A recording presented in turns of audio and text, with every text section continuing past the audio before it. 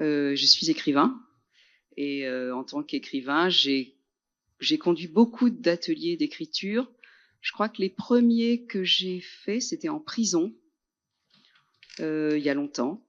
Et puis j'en ai fait aussi beaucoup dans des collèges, dans des lycées, souvent dans des établissements d'éducation prioritaire enfin, j'ai souvent rencontré des publics pour qui la vie n'était pas facile.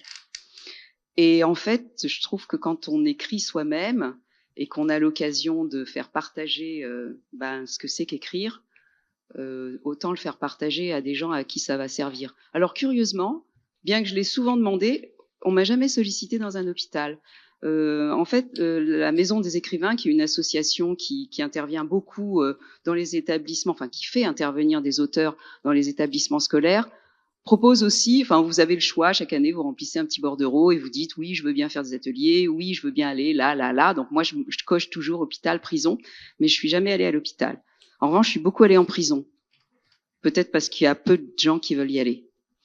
Et en effet, ça m'a toujours frappé à quel point faire s'exprimer les gens. Alors, je viens d'arriver parce que j'étais justement à la SCAM en conseil d'administration juste avant. Donc, je suppose que d'autres intervenants ont parlé de l'art, de la peinture, de la musique, etc. L'écriture, c'est un art, mais c'est un art un peu particulier parce qu'en fait, l'outil, c'est le langage. Et évidemment, le langage, c'est pas un outil comme les autres. Dès qu'on utilise des mots, il y a du signifiant. Donc, en fait, quand on fait écrire les gens, il y a les mots qu'ils écrivent et derrière, il y a le sens des mots. Et parfois, en fait, c'est pas du tout le sens qu'ils ont voulu écrire ou qu'ils croient avoir écrit qui sort. Donc, c'est toujours passionnant de faire écrire les gens. Et moi, j'ai une particularité, c'est que je fais toujours écrire de la fiction. Je demande aux gens d'écrire une histoire qu'ils ont inventée. Bon, je peux donner des consignes pour un petit peu décontracter les gens. Enfin, ça dépend. Si je vois les gens longtemps, si par exemple j'interviens dans une classe et que je les vois 4 fois, je vais pas faire la même chose que si j'arrive dans une maison d'arrêt et que je sais que je vais rester 6 mois en venant toutes les semaines. Là, je sais qu'on va avoir le temps long et qu'on va pouvoir s'installer dans ce rituel de l'écriture et j'aurai pas la même approche. Mais de façon générale, j'attache beaucoup d'importance à ce qu'on travaille sur la fiction parce que ça met une distance entre la personne qui écrit et ce qu'elle écrit. Elle a l'impression qu'elle invente. Elle a l'impression, elle imagine. Le fait de faire intervenir son imagination, ou du moins de convoquer un univers qui n'est pas le sien propre, lui permet une distance qui finalement va lui permettre de parler de soi, souvent à son insu. Donc, j'en parlais, c'est comme ça qu'elle m'a recrutée. Je lui racontais une expérience que j'avais vécue peu de temps avant. C'était il y a un an et demi. Je suis intervenue dans une classe de, je ne sais plus si c'était en troisième ou en seconde, cet âge-là, 15 ans, l'âge le plus difficile de l'adolescence. Et la professeure, donc c'était un lycée parisien, Hélène Boucher, pour ne pas nommer, dans le 20e, Nation, plutôt porte de Vincennes, donc population mixte, ni pauvres ni riches, tout mélangé. Des gentils élèves, comme toujours. Et la prof me dit, vous allez voir, il y en a quelques-uns qui sont en grande difficulté, c'est très difficile pour eux, soyez indulgents, de toute façon évidemment que je suis indulgent, mais vous allez voir, certains ce sera plus difficile que d'autres. Bon. Et devant moi, à la fin du bureau, il y avait, j'allais dire, une créature, un être dont je n'avais pas à savoir si c'était une fille ou un garçon. Cheveux longs, teint très rouge, un visage très surprenant. Et qui était, en fait, ça s'est révélé être un homme, et tout le monde s'exprimait, parlait, ne disait rien du tout. Et je les lance dans un exercice en leur demandant, c'était un programme qui était en lien avec le Muséum d'histoire naturelle, autour de la nature et sa préservation, accessoirement aussi de la prise en compte de la nature dans notre environnement. Et du coup, je leur ai demandé de décrire un paysage qui leur tenait à cœur. Ça pouvait être n'importe où. Il y avait pas mal d'enfants qui étaient issus de l'immigration, donc j'ai vu des récits qui se passaient en Croatie, en Tunisie, en Afrique, etc. Et ce petit jeune homme, et j'ai relevé les copies à la fin, et je lui ai dit, la semaine prochaine, quand je vais revenir, je vous lirai certaines copies. anonymement. Donc n'ayez pas peur, il n'y aura pas de nom, vous n'allez pas être affiché dans votre classe. Mais on verra comment s'exprime la nature, comment en l'écrivait elle s'exprime. Donc ils étaient un peu libérés de la pression, évidemment, c'est pas du tout noté, etc. Et je ramasse une copie à la fin. Le petit garçon là, qui était devant moi me dit « J'ai quasiment rien écrit, je ne veux pas vous la donner. » Je lui dis « Si, tu me la donnes. Ne t'inquiète pas, tout va bien se passer. » Je récupère les textes chez moi, je les lis, etc.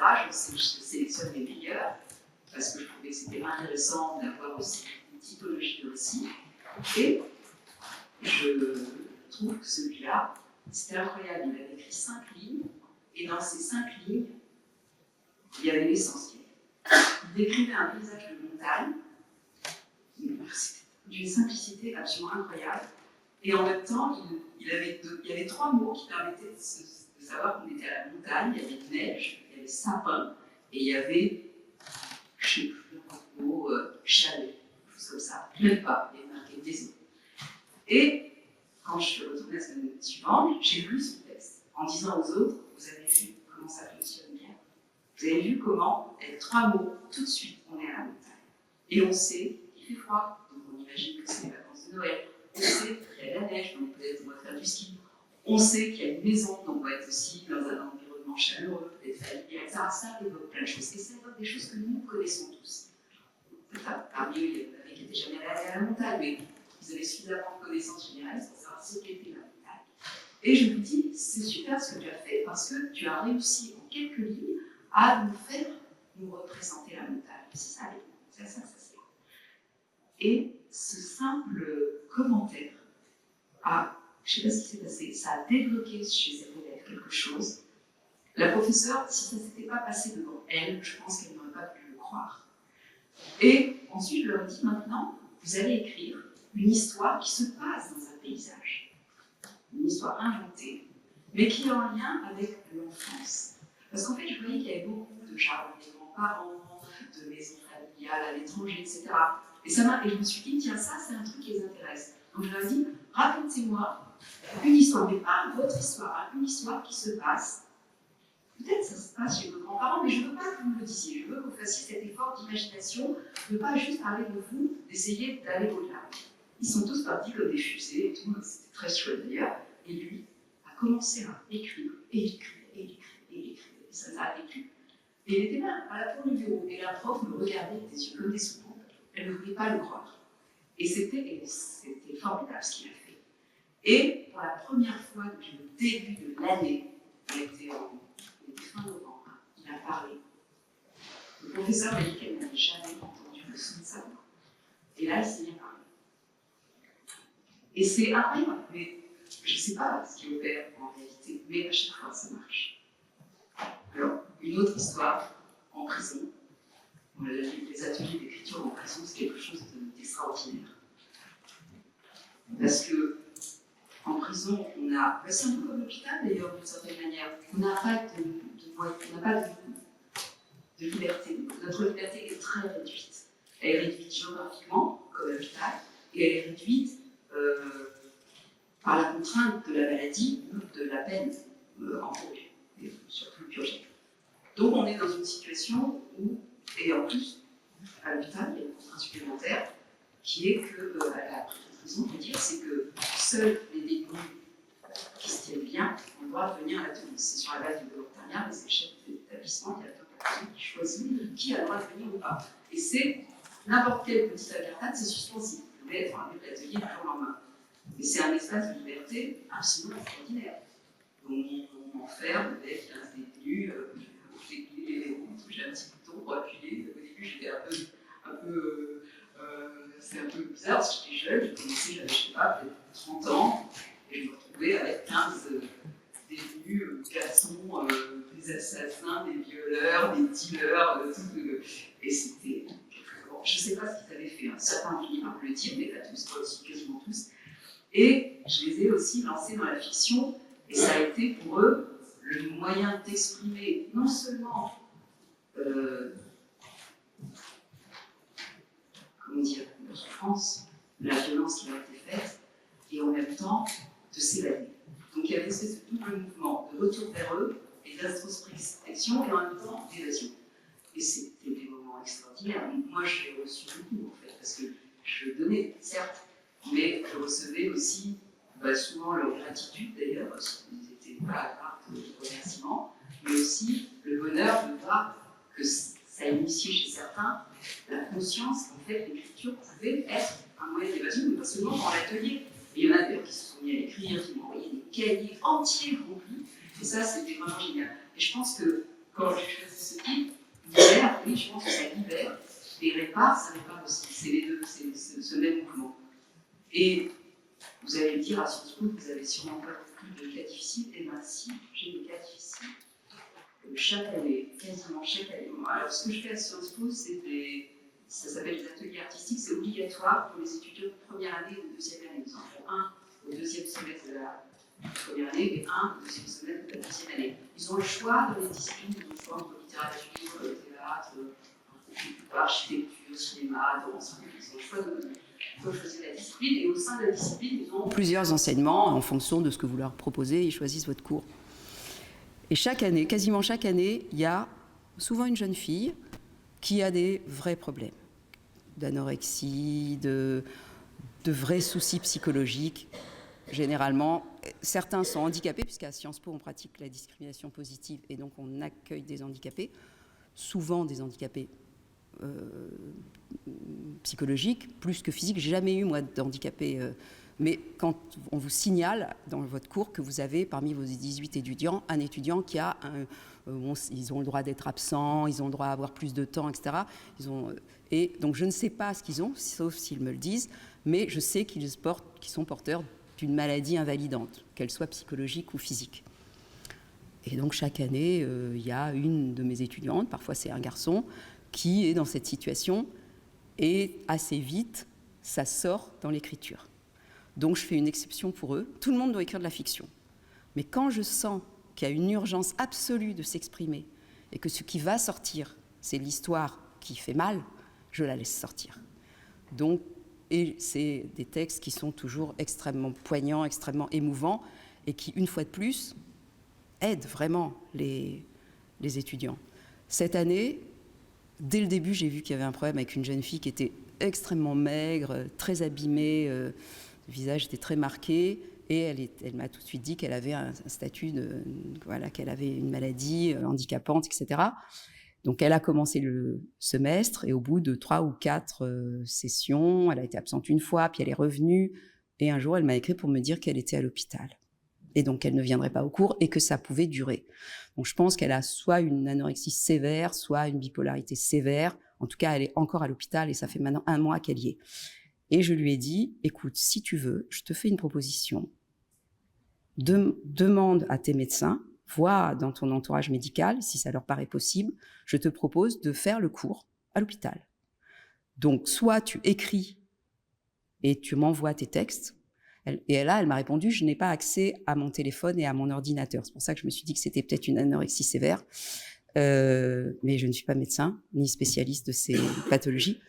Et je lui ai dit, écoute, si tu veux, je ferai un mot à ton médecin, je lui parlerai de notre dispositif, et je peux même venir, si tu veux, à l'hôpital. Et bon, j'ai compris que c'était un peu compliqué, mais le message qu'elle m'a envoyé, où elle me disait « Oh, mais merci de me faire cette proposition », elle avait tellement envie de continuer à écrire, elle avait tellement envie d'être dans cette, dans cette pratique qui allait la libérer et la réparer. J'attends le feu vert. J'en ai parlé à l'administration. Je leur ai dit, écoutez, voilà, j'ai fait cette proposition. Parce qu'évidemment, le problème, c'est quelle note je vais donner à cette étudiante, puisqu'elle n'a rien produit, ou très peu. Donc, j'aimerais bien qu'elle puisse le faire. On verra si c'est possible d'ici la fin du semestre qui se rapproche. Voilà. Donc, en fait, j'ai toujours été frappée de voir à quel point, vous savez, les écrivains, c'est pas forcément des gens qui soignent leur névrose par l'écriture, hein. Il faut être bien névrosé pour être artiste, ça, c'est une chose entendue. Mais malgré tout, c'est pas ça que vous faites quand vous écrivez. C'est un édifice très élaboré, la construction d'un roman, c'est quelque chose de très réfléchi. Vous écrivez pas juste avec vos tripes, hein, vous écrivez aussi avec votre cerveau, beaucoup même. Donc, ce qui est intéressant, je trouve, c'est quand on est face à des gens qui ne font pas profession d'écrire, mais qu'on veut aider, que ce soit des jeunes gens, des gens qui sont dans des situations difficiles. Ce qui est intéressant, c'est de leur faire toucher du doigt la puissance de l'écriture, la puissance des mots, la puissance des vocations et ce que ça remue en nous. Et c'était vraiment frappant, ce petit jeune homme-là qui me regardait comme si j'allais lui apporter, je sais pas quoi, l'eau et l'air nécessaires à sa survie. Et je voyais, je me rendais compte que j'étais en train de le sauver. Et j'avais évidemment, j'étais à la fois très contente de le faire, et en même temps c'était une responsabilité énorme. Mais la prof, elle était tellement surprise. Et de la même manière que dans chaque classe, il y a toujours des élèves qui sont des cancres et qui se révèlent à ce moment-là comme des élèves extraordinaires, avec une puissance d'imagination, un pouvoir d'évocation. Tout d'un coup, ils se mettent à avoir du vocabulaire qu'ils n'ont jamais eu jusqu'à présent. Et les profs, ils n'arrivent pas à le croire, en fait, parce que la méthode pédagogique, surtout en France, où on a un enseignement très corseté, avec une évaluation très normée, c'est très difficile pour les élèves qui ne rentrent pas dans le moule. Et là, tout d'un coup, ils ont cette possibilité de sortir du moule et de s'exprimer et de dire des choses qui leur tiennent à cœur et qui, en même temps, doivent sortir. Et quand on leur laisse la possibilité de le faire sortir, je peux vous dire que c'est un geyser, ça jaillit. Donc ça, et c'est pour ça aussi que j'aime bien à la fois conduire des ateliers et aussi le faire dans des milieux un peu difficiles parce que l'effet est immédiat. Et je sais qu'il y a des prisonniers, là en particulier, à qui ça a sauvé la vie. Enfin, il m'a souvent dit, vous m'avez sauvé la vie, parce qu'on a continué une correspondance pendant des années, bien après l'atelier. Et je lui disais toujours, c'est pas moi qui vous ai sauvé la vie, c'est vous. Vous êtes sauvé, avec les mots. Mais je pense que c'est quelqu'un qui se serait suicidé. Et c'était vraiment, vous savez, ces trajectoires terribles. Il vole une mobylette à 14 ans, on le met dans la dernière prison d'enfants sur l'île de Ré, il est battu, il sort au bout de 4-5 ans, il est complètement fracassé, des amis le convainquent de le participer à un casse, le truc tourne mal, première peine de prison. Et puis là, il avait tué un policier, en fait. Donc là, il avait pris perpète. Enfin, c'était une situation désespérée. Il passait la moitié de son temps au mitard et tout. Et en même temps, je vais vous surprendre en disant ça, c'était « Ah, le temps est passé, je m'arrête !» C'était la personne la plus droite et la plus intègre que j'ai jamais rencontrée, bien qu'il soit un assassin. Et je pense que l'écriture lui a permis de reprendre cette humanité et de retrouver son estime de soi et de rester en vie. Voilà. Donc, je m'arrête là, puisqu'on me dit que c'est fini.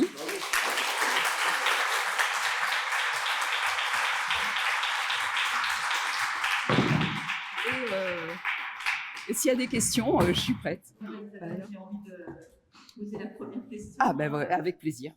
Parce que vraiment, ce que tu as présenté, c'est extrêmement touchant, c'est extrêmement fort et c'est complètement illustratif de ce qu'on a pu évoquer aujourd'hui. Et c'est vrai que en introduction, le livre de Charles Pépin, que la beauté peut nous sauver. Ah bah oui, bien sûr. C'est une illustration vraiment très concrète. Et c'est vrai que c'est aussi quelque chose qu'on a à cœur peut-être de développer dans l'association, parce que c'est quelque chose qui nous touche. Je sais qu'il y a beaucoup de personnes qui sont peut-être des atypies, des dyslexies, des choses comme ça. C'est des élèves qui sont extrêmement mis en difficulté, mais en même temps extrêmement brillants. Oui, oui. Alors ça marche très bien avec les dyslexiques. Ils sont plus du tout dyslexiques tout d'un coup. C'est vrai, hein, ça m'est arrivé d'avoir dans des classes des profs qui me disaient, vous allez voir, tel élève, il faut pas en attendre trop et tout. Et c'était la fusée tout d'un coup. Donc il y a vraiment, ça marche vraiment, voilà. Mais je veux bien répondre à quelques questions, sans mettre tout le monde en retard, bien sûr, parce que je vois que tout le monde a, voilà. Mais peut-être que ça suffit. Alors moi j'avais une petite question. Ah bah oui. C'est vrai que l'écriture, ça peut être intimidant, surtout quand on n'a pas l'habitude, quand on estime qu'on n'a pas assez de vocabulaire, justement, ce que vous dites. Comment vous amenez, surtout quand c'est au choix des personnes, comment vous les amenez à l'atelier? Parce que même si on imagine faire, même au sein de l'hôpital ou ailleurs, des ateliers, souvent, en tout cas au début, il y a peu de monde, parce qu'on est intimidé. C'est l'écriture, voilà. Qu'est-ce que vous en pensez? Moi, je pense que je suis pas quelqu'un de très intimidant, donc déjà, ça marche. Et en plus, je leur parle jamais de mes livres ni rien du tout, hein. Je leur dis à peine que je suis écrivain. Il faut surtout pas écraser les gens, mais surtout, je leur demande d'écrire des choses qui sont très proches d'eux au début. Faites le portrait de votre meilleur ami. Vous prenez aucun risque, mais en fait, vous parlez de vous déjà quand vous-même vous faites un portrait. Donc en fait, je commence par des petits exercices très faciles et ça suffit à détendre l'atmosphère. Et dès que les gens se rendent compte qu'ils sont tout à fait capables de le faire, en fait, tout le monde sait écrire. C'est le truc qu'on sait le mieux faire depuis qu'on est au CP. On a écrit tous les jours. La peinture, c'est dur. La musique, c'est dur. L'écriture, c'est facile. On sait le faire. On a tous une langue et on en dispose tous les jours extrêmement simplement. Donc, dès qu'on a fait comprendre aux gens qu'ils étaient tout à fait capables d'écrire et que la beauté, parfois, est dans des choses très simples, on n'a pas besoin de faire du style pour qu'une écriture soit émouvante. Puis il y a un truc aussi par rapport à la fiction, ce que j'ai oublié de vous dire, c'est que la différence entre une littérature d'essai ou plus intellectuelle, etc., c'est que la littérature de fiction, le roman, ça s'adresse à votre... J'ai l'habitude de dire à mes étudiants, ça se joue entre là et là. C'est pas... voilà, entre ici et là. C'est pas votre tête, c'est tout ce qui est votre ventre et votre cœur et vos poumons. C'est toutes vos viscères, en fait. C'est le lieu des émotions, c'est le lieu des sentiments, c'est le lieu de l'expérience sensible. Et c'est pour ça que je tiens à ce qu'on écrive de la fiction, parce qu'il n'y a plus d'intelligence qui tient, c'est juste les sentiments. Et quand vous exprimez des sentiments et des émotions, eh bien, vous vous rendez compte que les autres les attrapent par leur propre expérience. On sait ce que c'est que d'avoir peur, on sait ce que c'est d'avoir mal, d'avoir été quitté par son amoureux ou son amoureuse. On sait ce que c'est d'être en colère. On sait tous ce que c'est. Et ces émotions fortes, ces grandes passions qui nous animent, hein, qu'elles soient gaies ou tristes, on sait ce que c'est que le bonheur extraordinaire de tomber amoureux. On sait ce que c'est que de ressentir l'injustice. Et ça, c'est des choses qui sont viscérales.